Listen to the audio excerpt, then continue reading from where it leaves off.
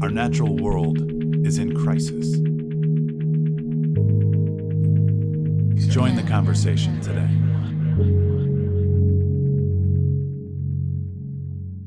What can we be doing as advocates or as people listening to the podcast? Like, can the average individual do anything to further this process, in your opinion?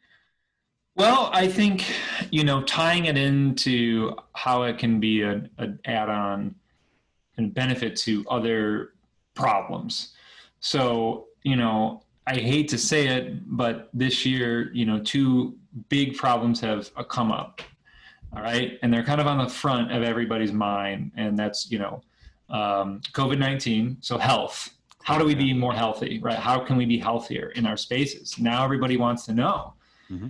And so it's elevated the conversation to things that we could have only hoped that people cared about before. Yeah. And racial justice, which turns into environmental justice, right? Yeah. And so between those two things, how does the building science movement, help in those areas?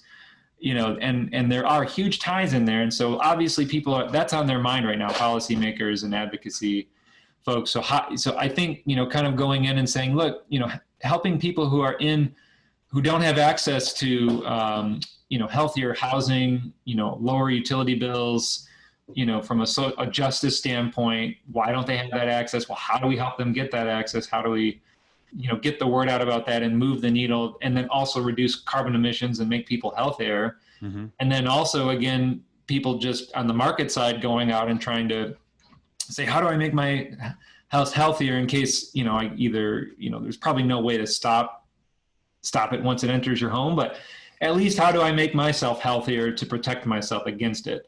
Or this commercial building that I'm walking into. So, we have an answer for that. It's basic ventilation standards, right? We know this already. So it's like saying, hey, we've been talking about all these things. We want everyone to have affordable utility bills. We want everyone to have a healthier home and building. And so now I think policymakers, the building science community can jump up and say, hey, look, we're not going to be able to solve these problems, but some of the solutions we've been prescribing create jobs, they create local jobs. And boom, they help with your energy efficiency goals that your city probably has, and they help with some of your justice goals as well. I would argue. Yeah. So let's figure out a way to attack all of these at once, and we sort of have some solutions. Yeah. So why not listen? Building the future, green building in the new millennium. Brought to you by Sustainable Homes of the Future.